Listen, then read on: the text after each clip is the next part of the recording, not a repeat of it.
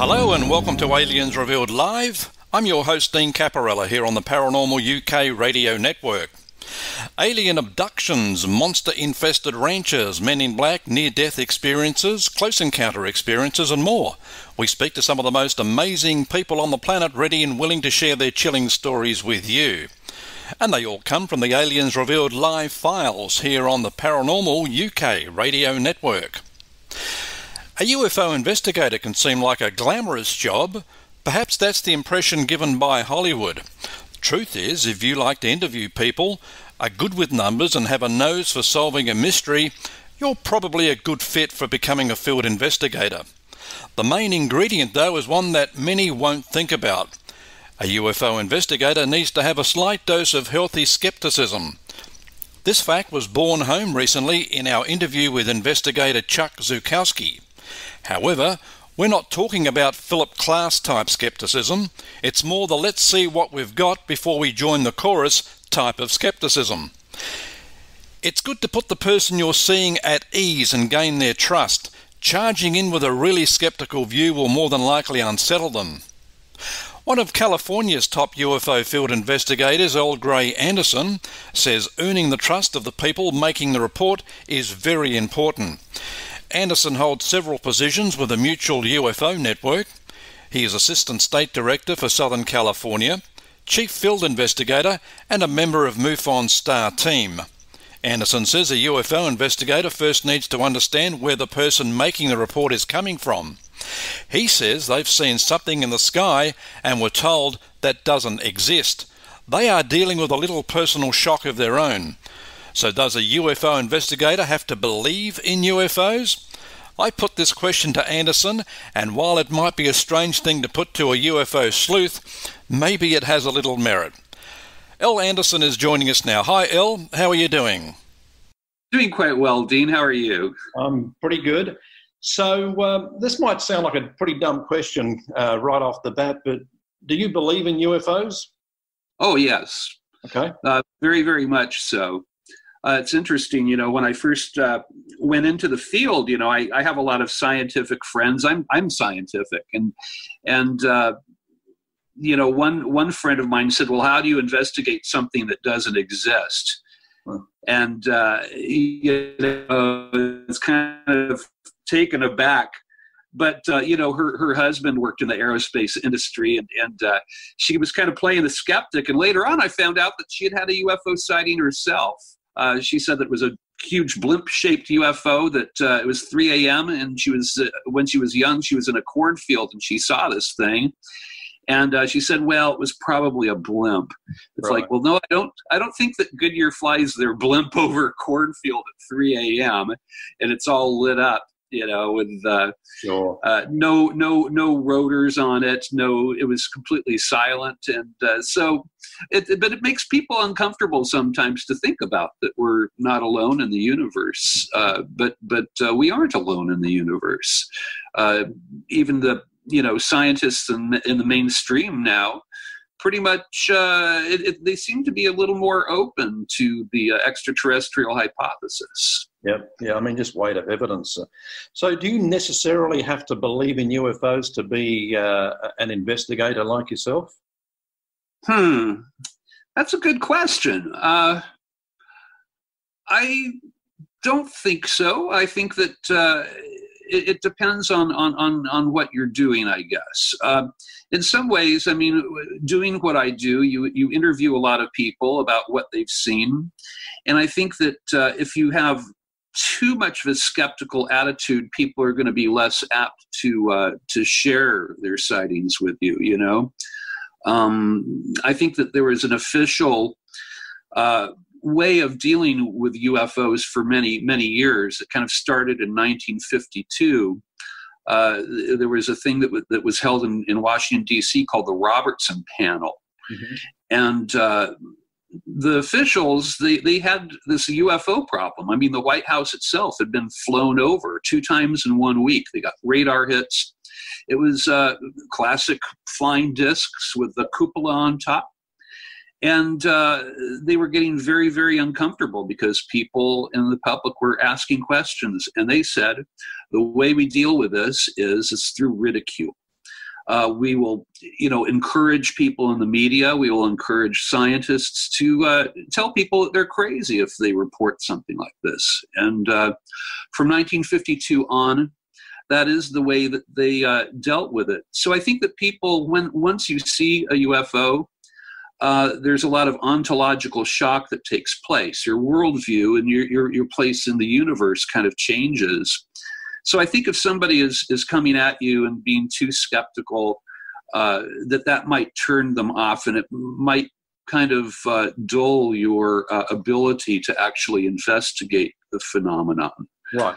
But, for a budding UFO investigator watching today, a little bit of inward skepticism is probably good going into an investigation, because you don't want to kind of have your mind made up. Yeah, that person's telling the truth. You still want to get all facts and get them aligned. That's a whole different element to it. No, I always, whenever I go and I investigate a UFO sighting, you want to do this you want to use a scientific method. You want to Occam's razor is my, I shave with it every day, although I don't look like it. But you do want to go in there and because if I don't pick apart my own cases, somebody else is going to. So you do have to go in there. Usually what I'll do is I'll interview a person multiple times.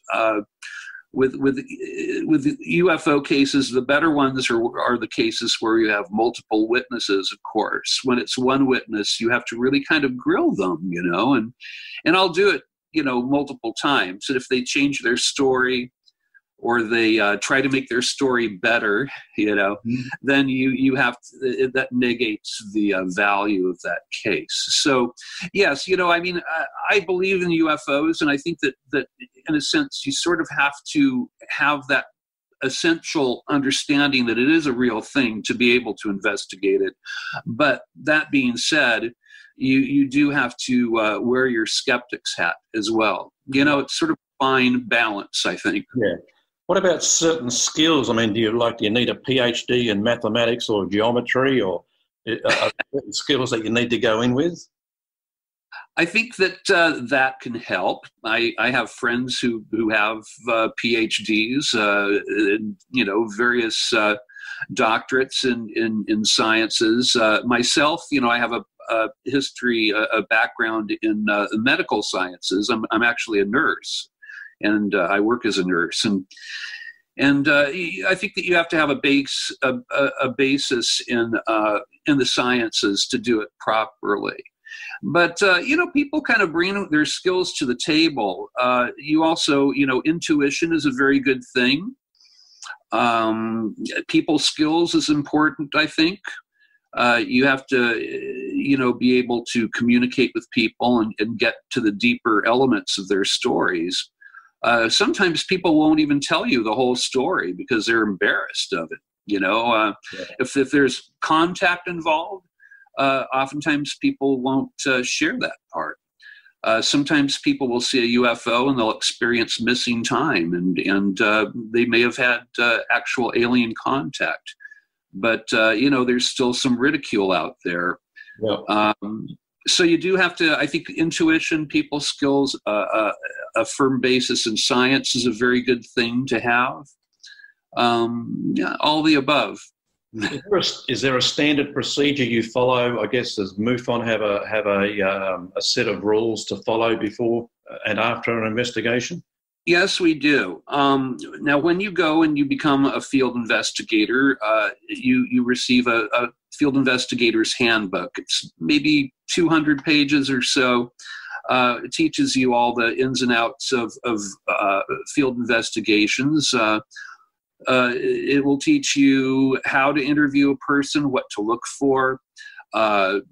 You can find out how to use a Geiger counter and various things, because you'll sometimes have a radiation field that's left by a close encounter with a UFO.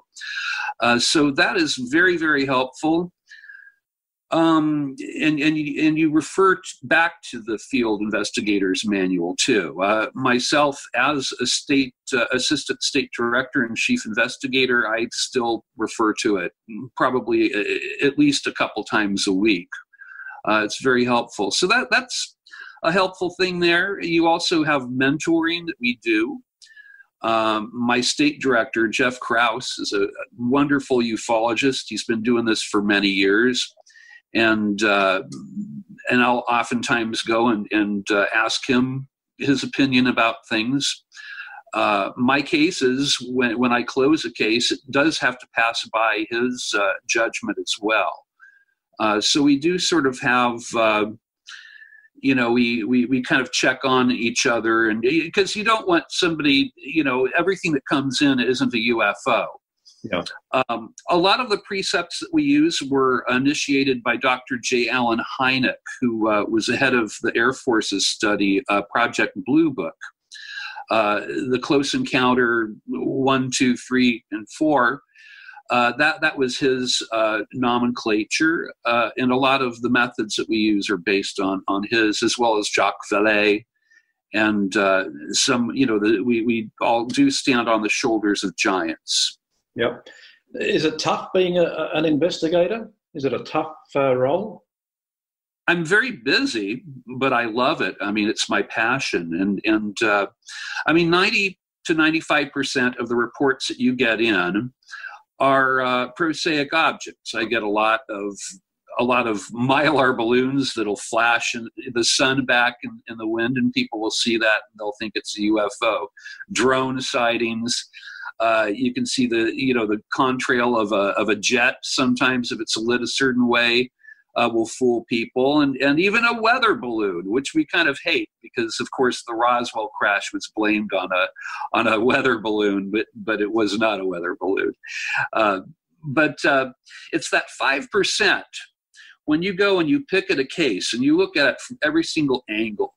That 5% where it is an unknown and you can't explain it in any other way. That's what makes it worth it, and where I find my greatest joy is when I can't explain something. Yeah. I was going to say, you mentioned drones. Have the introduction of drones made your job tougher? I mean, because Yes. they're everywhere. They are everywhere. I had one woman who she put in a UFO report, and she said that a UFO was hovering over her daughter's high school graduation. And the more I talked with her, the more familiar this UFO sounded. And finally I said, did they take like overhead film of your daughter's graduation? And it's like, oh yes, it's a lovely film. It's like, I think that I know what your UFO was, and I explained to her what she was describing, and and you have to be sweet to people, Yeah. It's not like I said, well, you saw a drone, and you silly person. No, if somebody hasn't seen something like that, I mean, that's another thing, and I think a service that MUFON provides for people is to explain what they saw, if we're able to figure out what prosaic object that was. Yeah. But then we have other cases where I had one case that was in Azusa, California here, where there were two women who took chase after a UFO, and they got caught in a cul-de-sac. And they saw it was two objects. They were orb-shaped spherical UFOs, and they were heading towards the San Gabriel Mountains there. And they got caught in a cul-de-sac where they couldn't get out, and they thought that their chase was over. And suddenly there was this bright light that was off to the side, and they turned around, and there's this thing that looked like it came out of a science fiction film, hovering soundlessly over this house, less than 100 feet away from them. It's a pretty wild story, but what was interesting is that there was a gentleman in the next town over, about 3 miles away, who also put in a report of the exact same thing. Right. So we had multiple witnesses that were unconnected, and the deeper that I went into that case, the more it seemed to manifest for me that something very unusual and very strange had happened in this little town. Well, you'd think in this day and age, an investigation would be a slam dunk. I mean, we're living in the age of smartphones, and we've got cameras on our phones, but people forget to take pictures. Yes, and that's happened to me. I understand it. I felt embarrassed. I saw a UFO. It wasn't a vehicle, but it was. It looked, for all intents and purposes, like this very ornate parabolic shaped antenna that was hanging over this hill, and it had no means of support that I could see, and I was pretty much gobsmacked. My jaw was dropped, and I did not pull my phone out. I did not take a picture, and I think some of this may be a psychological effect that our visitors have on the observer. I don't think that they necessarily want to be photographed or want a video taken. Now, we do know that there are military videos. The one sighting that they call the Tic Tac video that happened over near Catalina Island here involved the USS Nimitz aircraft carrier and the Princeton, the battleship, the Princeton, and they got some pretty stunning video, and it was leaked out to the public. And I think that kind of opened up the subject for a lot of people, where it was a laughable matter for them before. Mm-hmm. And now people aren't laughing as much. The military takes it very, very seriously. But I think that that the video and photographic evidence are it's rare. You usually don't get that. Yeah. Usually people are seeing lights in the sky, and you can't really tell them what that is. Yeah. It's almost like you see it, you're just awestruck by what you're seeing, and by the time you even think about pulling your camera out, it's gone. It happens to all of us. Yeah. I felt really embarrassed to tell my my state director about it. I felt like, well, some chief investigator I am, but he and his son saw an illuminated cupolaed disc out where they lived, and he didn't get a photograph either. So I don't feel so bad. No. It happens to the best of us. A friend of mine, Dr. Irina Scott, she's a PhD. She worked for the DIA, and she and her sister had a close encounter with a UFO when they were younger. And she finally got a photograph of it when it was way off in the distance, but this thing was right up close. They could see windows on this thing. Mm-hmm. It shone a bright green light into their car. It was a very, very strange sighting that she had. But even she, with her doctorate and all, she didn't think of, and she had a camera with film. Yeah. Back before we had cell phones, but she had an actual camera loaded with film. She didn't get the photograph until the very last minute. So you've got like a little light in the distance, What about the number of UFO sightings? Do you think they're understated? I mean, does every one get reported? When I speak to various crowds, I'll do Stanton Friedman was a famous ufologist, and he used to do this. I'll ask people, how many of you have seen a UFO? And you'll see all these people raise their hands up in the crowd. And then I'll say, how many of you reported seeing a UFO? And you watch the hands all go back down. So, but we are there. You can, if you see something and it looks out of place, it doesn't look like something prosaic, you can go to MUFON.com, and it says right there on the website, report a UFO. And myself or another investigator, we have people we work regionally. So if you're in the California area, I will see your report. But you can report a UFO, and that's really where the rubber meets the road for us, because other than that, it's just a good story, right? But if you report it, it'll actually be investigated. And we will, if we can't figure out what that was, it will get the unknown status, which means it's a UFO. I'm not saying it's a spaceship, but maybe it is. It's an unknown, you know. Does the same sighting get reported by different people, and do you get the same descriptions coming up over and over again? Yes. Yes, we do. I get a lot of black triangular UFO sightings out here.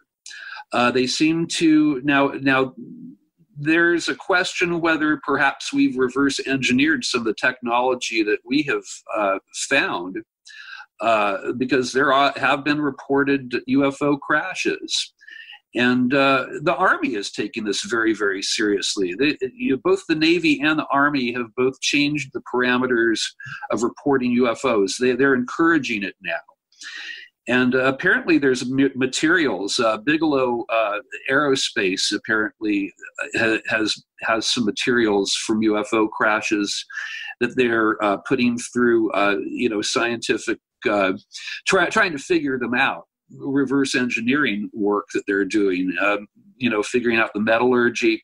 One thing that I've heard is that what they found is that that some of the materials that they've gotten couldn't be created where there was gravity. It would have had to have been created in outer space, technically. So, but anyway, there's a lot of interest out there in officialdom right now. It's really changed from the way it used to. And I was going to ask that. I mean, is there somewhat of a UFO epidemic on at the moment? There are a lot of sightings now. Whether people are just feeling more comfortable in reporting what they've seen, or there's actually a ramp up in sightings is questionable to me. I think that people have been seeing UFOs for a long, long time. It's just okay to report them now because it's on the news, you know. Who are your most credible witnesses? I mean, I don't want to denigrate anyone's particular account of what they saw, but do you find that policemen, pilots, people involved in the military, that kind of profession are very credible? That certainly adds credence to a case. I mean, we were talking about black triangles. I've had people that were very high up in the aerospace community who have gone on record and said, hey, 3 o'clock in the morning, I was near the Lockheed plant and I saw this thing, it's perfectly silent, a black triangle. And those might be our own, but they haven't told us that they figured out how to defy gravity yet. So it is still a UFO. It's an unknown. Yeah. And I recently had a highly decorated police officer who saw one that was hovering near the end of the Bakersfield Airport runway late at night, perfectly silent.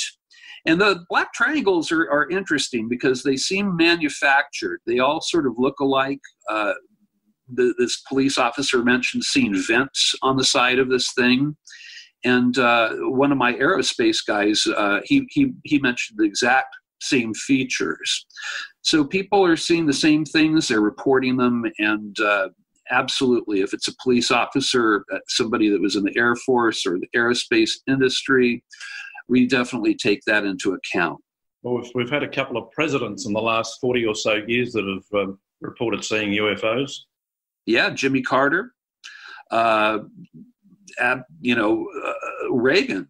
Yeah, he had a couple of UFO sightings. One was apparently up close and personal. Yes, absolutely. And you have to think about that. Have you got a couple of cases that are your favorites, perhaps more startling than the others? Certainly. Well, I was telling you a bit about the Azusa UFO sighting. And that's one of my favorites. There's another case that I have. Well, I work with the Experiencer research team. and we specialize in alien contact cases.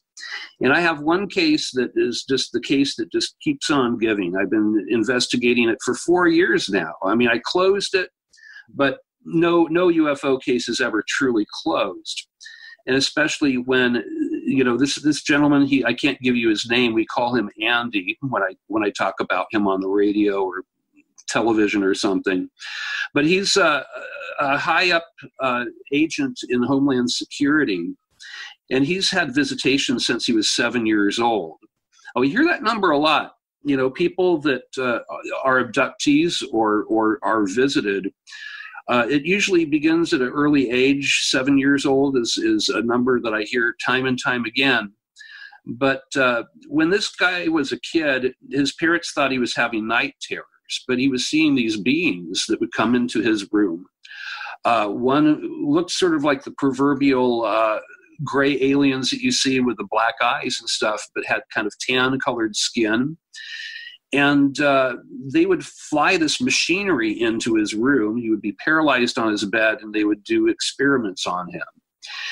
And when he was a child, once they would leave, he would start screaming, and he would keep telling the same story. The thing is that his parents eventually started seeing lights, and they started seeing strange stuff that was around his what they thought were night terrors. Well, this went on for many, many years. It continues to this day. He wound up giving his entities names. He called the one that would bring the machinery in a Noisy. The other one he called Ho. He made these names up when he was a child. Well, now he's in his late 40s. He has a child of his own. Very highly respected gentleman. And he still gets the visits now, and it's the same entities that were visiting him as a child. That case is very, very interesting to me, especially because his wife confirms that this has been happening. His daughter and his wife, which is kind of matter of fact. This is Dad's life. This is our life, and that's a case that I appreciate. It's a good one. Are the beings benevolent or malevolent? Are they good or bad? That's a good question. I think that a lot of people, when they first have a visit, that they feel ontological shock. That was the term that Dr. John Mack used, who was a PhD and a psychologist, where I think he hailed from Harvard. And so oftentimes people will feel very, very afraid, because they do. They will paralyze people. They will go and sometimes, they'll take, you hear an awful lot of women have eggs taken, ovum.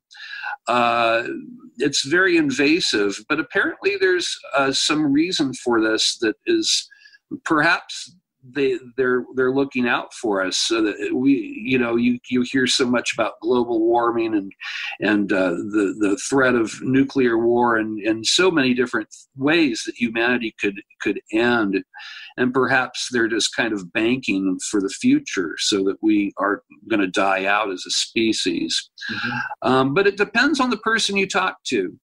70% of the people that, the Experiencer research team I'm part of, we did a recent a study that had thousands of different abductees, we call them experiencers actually, that were involved, and they all had markers that we found that were similar.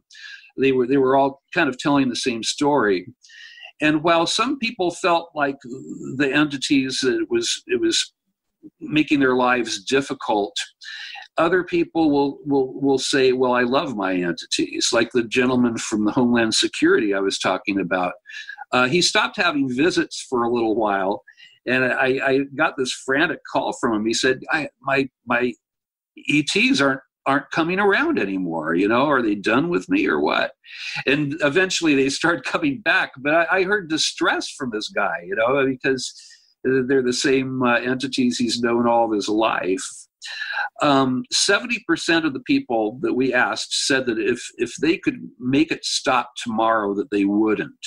Right. That they feel like they're part of something cosmic that's important. But you do have people that if they could kill their entities, they would. You know, they wish that they could throttle them and cause some harm and damage. So it kind of, I think that there's various beings that are visiting us here on Earth. I don't think that it's just one thing that's going on. I think that there's different motives involved. But it is happening, and people are coming forward that would surprise you who they are. You know, some of them are well known out there and public figures. Well, I've spoken to several CE5 experiences over the last few days, and I mean, I applaud their courage for coming on, but their experience always seems to be the same. They're visited firstly at a young age, but they've been guided through their life. And there's no malevolence with the aliens that are dealing with them. So that's why I asked the question about good and bad, because they do believe, though, there are bad ones out there. Yeah. I have one gentleman who's been a lifelong abductee. He is the way that what he calls himself. And he hates his aliens, and that's the thing. You know, everybody is going to have their viewpoint, and they're going to project that on the whole phenomenon. And for him, you know, I have to keep reminding him, well, you know, that some people have a very different experience from what you're telling me. Mm-hmm. But for him, it's invasive. They keep putting an implant in the same area, in the same leg. He's had 3 of them removed surgically, and now he's got another one, and he's not happy about it. So, I mean, it was mind blowing when you mentioned thousands and thousands of people. You know, you've included in your investigations experiencing CE5s. I mean, yesterday I was told. I mean, that number's probably in the millions if everyone would come forward. So, I mean, it's not isolated, is it? It's widespread. It is. It's widespread. And a lot of UFO investigators are coming forward and have had contact experiences. And I'll tell you, you know, I had an experience myself when I first became a field investigator, and I was embarrassed to talk about it. I didn't want to tell my state director about it. He's a close friend, you know, because it sounds so silly. It's, you know, you joined MUFON, became a field investigator, and aliens came. You know, the aliens came through the wall. I felt like an idiot, but I can't make that go away. I can't say that it didn't happen. I'm lucky, I think, because for myself, it only happened once that I remember. Although my wife and I both, our room lit up 3 different nights in the same week. The first night when our room lit up like that is when I saw the entities, and I couldn't move. I was paralyzed. The second night, my wife shakes me awake, and again, our room is flooded with light. And she said, "Earl, you need to tell your little friends to leave us the F alone." She didn't say F, but you can just kind of fill in the word. So I can barely sleep as it is. I have insomnia, and this is not okay. Third night, we both woke up, ran to the window to try to figure out where this light was coming from. But it was very strange. It was coming from above our house, perfectly silent, no helicopter. If a helicopter was shining a spotlight down on us, first of all, the light seemed to actually permeate the walls. So it wasn't just light. It's something special that our visitors, a special technology that we're not aware of. But you could also see it through, you know, opening the window, you know, it was coming from above the house. It's a very, very real phenomenon. And I think that when you poke at the universe, sometimes the universe will poke back, you know? Yeah. You know, we like to think of ourselves as investigators that are separate from the phenomenon, but it's just like in physics, disturbing the universe. You can't really look at the universe on a microscope slide. You're part of it. It's like the double slit experience, where they were trying to figure out if light, you know, particles were waves, light was a wave or a particle, and they realized that whatever they were expecting to see is what would manifest in the experiment. that the scientist is actually not removed from it. Mm-hmm. And I think that this phenomena is much like that. You know, UFOs, they're very large things that act like the smallest particles. They can disappear and reappear, and they can change form, just like a particle can become a wave. It's a very strange and just the strangest thing in the universe, I think, and it's a personal phenomenon. And I'll tell my new field investigators, you know, just be aware that if you poke around at this, it may come back and poke around at you. You know, that you're kind of, I feel like I owe them that caveat. Yeah. Earl, I don't know if you've thought about this much, but what do you think the world will look like post-disclosure? Well, I think disclosure happened when the New York Times printed the article about the Nimitz affair. And the Navy has gone on record, and they've said just about a month ago, they said, no, they are UFOs. We don't understand them, and this did happen. People just kind of went on, and it really didn't have an effect.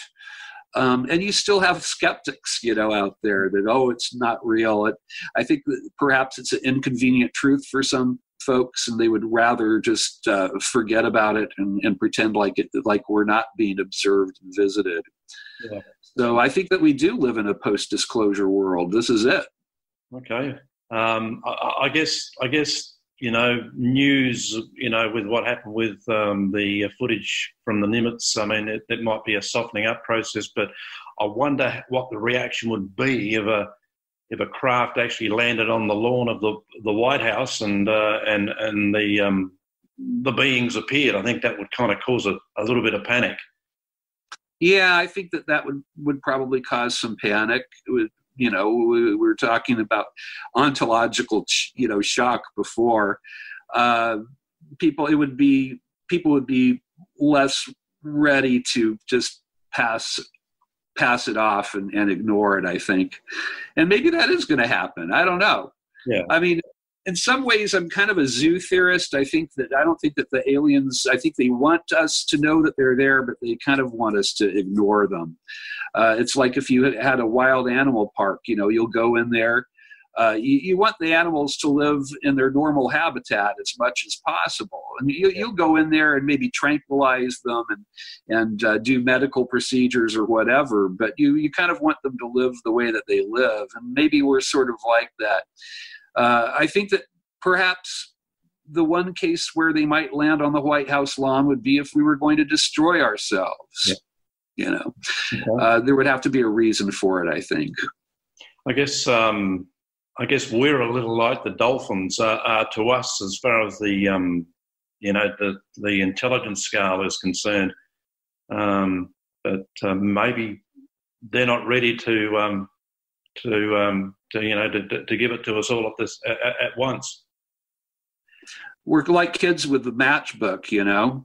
I mean, I think that when we, you know, discovered how to create nuclear weapons, that really ramped up the phenomenon. That's, you know, you look at things like, well, the Roswell crash, which a lot of us think was sort of a Trojan horse, that the technology maybe was being given to us, that it might have been intentional. Perhaps the beings were, you know, biological robots that were expendable. But all those things, or the Kevin Arnold sighting around Mount Rainier, that was a week before that, and all this stuff happened right after we dropped the bomb on Japan. Mm-hmm. I think that before that we were just kind of interesting creatures, but when we started messing with stuff like that, suddenly we are able to cause damage and we're a threat. So and of course, you know, post space age, you know, now we can go into outer space, we can create these weapons that could probably harm our visitors. Mm-hmm. So it definitely ramped things up.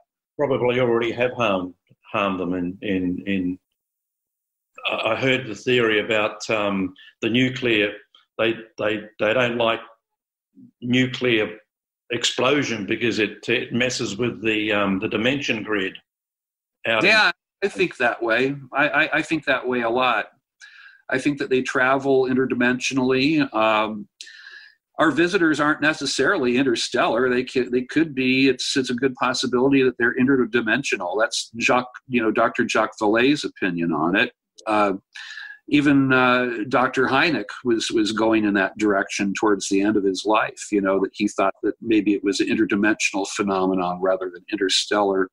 It's all outer space, and perhaps we do mess with another dimension when we blow something up like that. Well, I'm tipping that there are people watching today that think that they can become an investigator. So what would they need to do to become an investigator with the MUFON? Just go to MUFON.com. There's a link there that says Become a Field Investigator, and click on that. And all the information is there. You'll get the Field Investigator's Handbook. You'll meet your state director. You'll be mentored. And for me, I did this. It was about 4.5, almost 5 years ago that I first became a field investigator, and I love it. Before, I would read books on the subject, and I was kind of a couch investigator, But it's very different going out there and doing it yourself, and it's expanded my universe for me. It was certainly one of the best choices I ever made in my life. So you can do that yourself, and it's just as easy. MUFON.com, and just click on Become a Field Investigator. We need you too. We need people. There's a lot of cases. California, we have more cases in Southern California than anywhere else in the world. But anywhere you live, if you live over the pond, or you live in the States or Canada or anywhere, we need investigators everywhere. So we're a worldwide organization. Okay. Well, thanks very much for joining us here today, and I'm sure we'll talk again in future. Thank you so much, Dean. It's my pleasure. That's leading Southern California UFO investigator Earl Grey Anderson. The Meadow Project details an area of high strangeness in America's South that rivals both the Skinwalker and Stardust Ranches. The Skinwalker and Stardust Ranches are two properties that have intrigued us for many years. Reports of UFOs, cryptid beasts, portals, missing time, cattle mutilations, doppelgangers, men and women in black, orbs, strange beams of light, mysterious beings. I could go on. Researcher James Trey Hudson has been investigating it for several years. This was about a half-a-mile hike back to base camp, so we decided to gather up all of our gear, go back, see whatever this mysterious, visitor was, and do our after-action review. So when we hiked back, I noticed when I walked into camp there with my base camp operator, Glenn, was a woman in the middle of the forest at 22:30 hours at night, 10:30 at night, in the wintertime, in the middle of nowhere, wearing loafers, slacks, a blouse, and a blazer. Wow. It made no sense. And this is one of the chapters in the book, The Mysterious Businesswoman of the Forest. Yes, sir. Yeah, that's exactly it. And so there's that's what we call her, the businesswoman of the forest. Like businesswomen roam through remote forest all the time. That's certainly happens in your neck of the woods. No, absolutely not. It was very odd. And this woman seemed very off, almost as though she was intoxicated. Her mannerisms were off.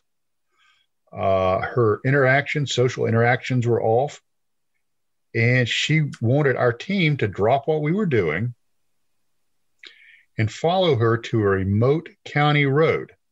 And she said at the end of this county road was an old structure like a barn that was encountered by creatures that she called, and I quote, monkey bears, end quote. Wow. Now, I don't know what that means, but she wanted us to stop what we were doing and go to this locale with her in the middle of the night and trust her to see these monkey bears. Well, I don't think it would take anybody, more than a second or two of a thought to think that that's not a wise thing to do. No. So I started, just trying to get her to go away. I just needed her to go away so we could continue with our after action review and our debrief. And she started making small talk, and she, asked, what university did I go to, or, and it turns out that she claims that she went to the same university I did. Okay, remarkable coincidence. And I said, well, okay, that's interesting. What did you study there? And she goes, oh, well, I studied psychology. Wow. And I said, okay, that's odd. She was getting into your head. Getting into my head. I said, well, and thinking that I would catch her up, I said, what were some of the professors you studied under? And she started naming professors that I had studied under. So, here you have a businesswoman driving around in the forest in the middle of the night that happens to come visit us, in her, rather, dashing loafers and, blazer, that happens to go to the same university I did, studied the same program, and knows the same professors. Were you getting a little bit, not going to use the word frightened, but were you starting to worry a little by then? Yeah. Oh, yeah, I was weirded out. I mean, I'm not going to lie to you. This was just so bizarre. And to make things even stranger, I was talking about not understanding human cueing, or not understanding how people socially interact.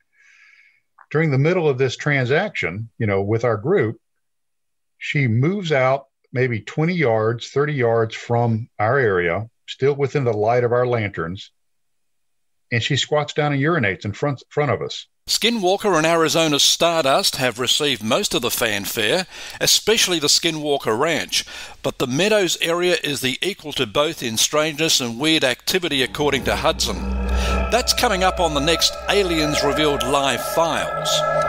Thanks for being with us. Don't forget to check out our site at arlhub.com. That's arlhub.com. And as always, keep looking upwards and take care.